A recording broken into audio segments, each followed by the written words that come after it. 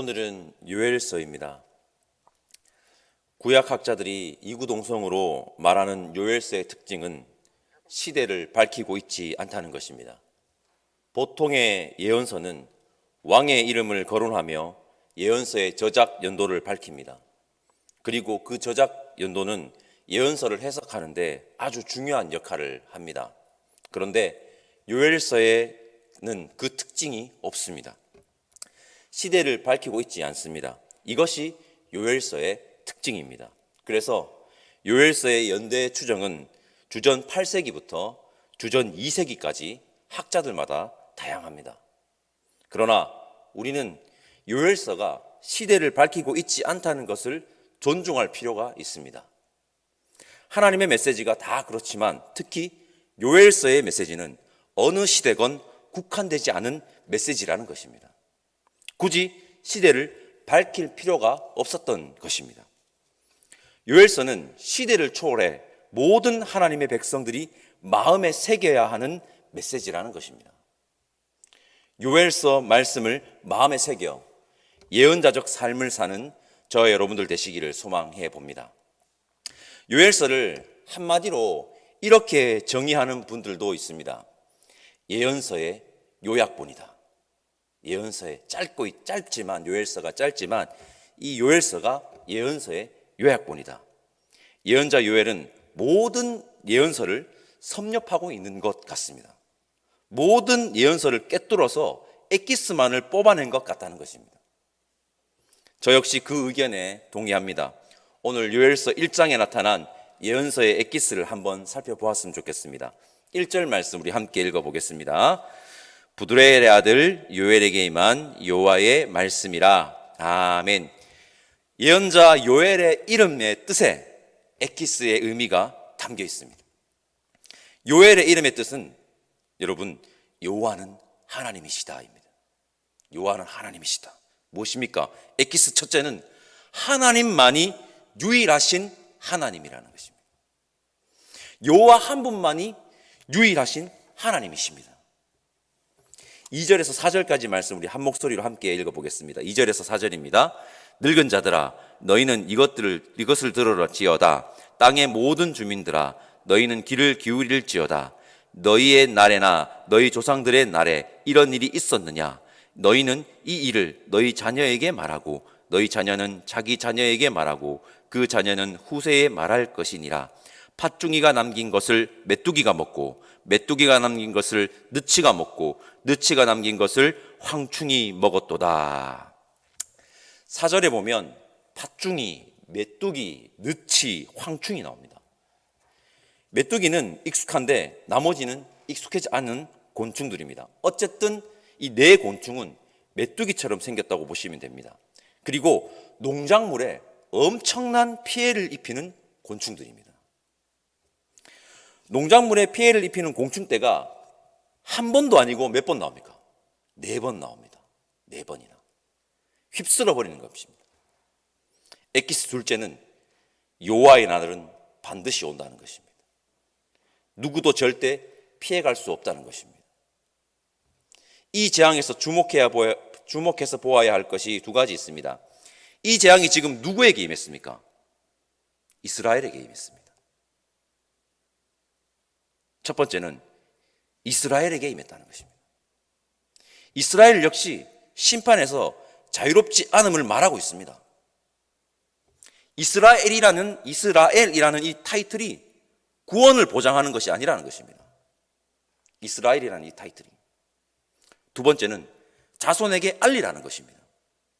하나님의 말씀에 불순종하면 하나님의 심판이 반드시 있음을 누구에게 알리라고요? 자녀에게 알려야 한다. 여러분, 역사를 자손들에게 알려줄 때 좋은 역사보다 실패의 역사와 아픔의 역사를 아프지만 제대로 알려주는 것이 정말 중요합니다. 왜입니까? 실패를 반복하지 않기 위해서, 아픔을 반복하지 않기 위해서입니다. 실패와 아픔의 역사를 제대로 보여주지 않으면 실패와 아픔은 계속해서 반복될 수밖에 없습니다. 반복해서는 안 됩니다. 예언자 요엘은 메뚜기 재앙을 통해 무엇을 말하고 있습니까? 여호와의 날은 반드시 있음을 이스라엘 백성들에게 기억하라고 강력하게 촉구하고 있습니다. 우리가 코로나19로 어려움을 겪은 지 1년하고도 반이 다가오고 있습니다. 우리 역시 이 세계적 재난 가운데 취해야 하는 행동이 있습니다. 다른 이들의 모습 말고 우리의 모습과 행동을 돌아보아야 합니다. 그리고 우리가 기억해야 하는 것이 있습니다. 여호와의 날이 반드시 있음을 기억해야 합니다. 여호와의 날은 반드시 있습니다. 7절 말씀 함께 읽어보겠습니다. 7절입니다. 그들이 내 포도나무를 멸하며 내 무화과나무를 긁어 말갛게 벗겨서 버리니 그 모든 가지가 하얗게 되었도다. 그들이 누굽니까? 4절에 팥중이, 메뚜기, 느치, 황충입니다. 이 곤충들은 모든 수확물들을 초토화시켜 버립니다. 팥중이, 메뚜기, 느치, 황충이 무엇을 상징하고 있느냐? 이스라엘의 주변 강대국들을 상징합니다. 그리고 4라는 숫자는 사방 모든 곳에서라는 의미를 가지고 있습니다. 이스라엘이 기웃기웃하던 주변 강대국들을 상징하는 것입니다. 이스라엘이 힘이 센 강대국을 의지하려고 했습니다. 힘센 강대국들이 안락함을 주는 것 같지만 솔직히 말하겠습니다. 그들은 약소국 이스라엘의 생명 따위에는 관심이 없습니다. 그들은 쉽사리 이스라엘을 버리고 짓밟을 것입니다. 자기 마음에 들지 않으면, 자기 말을 듣지 않으면. 엑기스 셋째입니다. 참 생명은 하나님께만 있다는 것입니다. 하나님이 돌보시지 않으면 참 생명은 없습니다. 생명에 관심이 있는 분은 하나님뿐입니다. 참 생명은 하나님께만 있습니다. 우리 10절에서 13절까지 말씀 한 목소리로 함께 읽어보겠습니다. 10절에서 13절입니다. 밭이 황무하고 토지가 마르니 곡식이 떨어지며 새 포도주가 말랐고 기름이 다하였도다. 농부들아 너희는 부끄러워할지어다. 포도원을 가꾸는 자들아 곡할지어다. 이는 밀과 보리 때문이라. 밭의 소산이 다 없어졌음이로다. 포도나무가 시들었고 무화과나무가 말랐으며 석류나무와 대추나무와 사과나무와 밭의 모든 나무가 다 시들었으니 이러므로 사람의 즐거움이 말랐더라. 제사장들아 너희는 굵은 배로 동이고 슬피 울지어다. 제단에 수종드는 자들아 너희는 울지어다. 내 하나님께 수종드는 자들아 너희는 와서 굵은 배 옷을 입고 밤이 새도록 누울지어다. 이는 소제와 전제를 너희 하나님의 성전에 드리지 못함이로다. 여러분, 수확이 없습니다. 땅에 소산물이 없습니다. 엑기스 넷째입니다. 하나님이 만물의 주관자임을 알아야 합니다. 만물을 소생케 하시고 풍성케 하는 분은 여호와뿐입니다. 하나님이 만물을 소생시키지 않고 풍성케 하지 않으면 여러분 끝입니다. 땅에 소산물이 없으면 뭐를 못 드립니까? 제사를 못 드리지 못합니다. 만물의 주관자 여호와 하나님이며 만물의 주관자가 여호와 하나님이며 만물을 소생케 하고 풍성케 하는 분이 여호와 하나님을 알지 못하면 하나님께서 제사를 폐하해 버리십니다.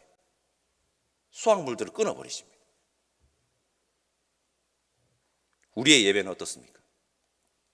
모든 만물의 주관자가 하나님임을 고백하고 있습니까? 만물을 소생케 하고 풍성케 하는 분이 여호와 하나님임을 고백하고 있습니까? 이 새벽에 한번 생각해 봅시다. 14절 말씀은 제가 한번 읽어보겠습니다. 너희는 금식일을 정하고 성회를 소집하여 장로들과 이 땅의 모든 주민들을 너희 하나님 여호와의 성전으로 모으고 여호와께 부르짖을지어다. 아멘. 엑기스 다섯째입니다. 헛된 욕망이 뒤섞여 있는 제사가 아닌 참된 제사를 회복하여야 한다는 것입니다. 제사의 회복 없이는 이스라엘에게는 희망이 없습니다. 제가 강조하는 것이 있습니다. 회복은 예배에서부터 시작됩니다. 우리 효목제일교회에 드려지는 모든 예배와 우리 효목제일교회 성도님들이 살아내는 이 모든 예배가 참된 예배이기를 간절히 바랍니다. 그 예배를 통해 회복이 시작되기를 소망합니다. 19절과 20절 말씀 우리 함께 읽어보겠습니다. 여호와여, 내가 주께 부르짖으오니 불이 목장의 풀을 살랐고 불꽃이 들의 모든 나무를 살랐음이니이다. 들짐승도 주를 향하여 헐떡거리오니 시내가 다 말랐고 들의 풀이 불에 탔음이니이다. 아멘. 성도 여러분, 하나님의 자비 없이는 우리가 살 수가 없습니다. 그 이야기를 하고 있는 겁니다. 지금 엑기스 6번째입니다. 우리는 하나님께 자비를 구해야 합니다. 하나님께만 자비를 구해야 합니다. 하나님께 부르짖어야 합니다. 하나님께 자비를 구합시다. 하나님께 부르짖읍시다. 성도 여러분, 오늘 요엘서 1장을 통해 예언서의 엑기스 6가지를 말씀드렸습니다. 정리해 보겠습니다. 첫째, 여호와 한 분만이 유일하신 하나님이십니다. 둘째, 여호와의 날은 반드시 있습니다. 셋째, 참 생명은 하나님께만 있습니다. 넷째, 만물을 풍성케 하고 소생케 하는 만물의 중간에 자는 여호와 하나님뿐입니다. 다섯째, 헛된 욕망이 뒤섞인 제사가 아닌 참된 제사를 회복해야 합니다. 여섯째, 하나님께만 자비를 구해야 합니다. 하나님께 부르짖어야 합니다. 요엘서 1장을 통해 살펴볼 수 있는 예언서의 엑기스 6가지를 마음에 새기시고 이 시대를 살아가는 하나님의 백성, 예언자적 삶을 살아가는 그리스도인들을 되시기를 간절히 소망합니다. 기도하겠습니다. 사랑의 하나님, 감사합니다. 요엘서를 통해 하나님의 백성으로서, 그리스도인으로서 반드시 마음에 새겨야 하는 6가지를 다시 한번 알려주시니 감사합니다. 이 6가지를 기억하여 이 시대에 예언자적 삶을 살아가는 자들이 이 새벽 시간 함께 모여 예배드리는 우리가 되기를 바라오니 성령 하나님, 우리를 이끌어 주시고 성령 충만하게 하옵소서. 감사드리며 우리를 위해 이 땅에 오신 예수님의 이름으로 기도드립니다. 아멘. 하늘에 계신 우리 아버지, 아버지의 이름을 거룩하게 하시며 아버지의 나라가 오게 하시며 아버지의 뜻이 하늘에서와 같이 땅에서도 이루어지게 하소서. 오늘 우리에게 일용할 양식을 주시고 우리가 우리에게 잘못한 사람을 용서하여 준 것 같이 우리 죄를 용서하여 주시고 우리를 시험에 빠지지 않게 하시고 악에서 구하소서. 나라와 권능과 영광이 영원히 아버지의 것입니다. 아멘.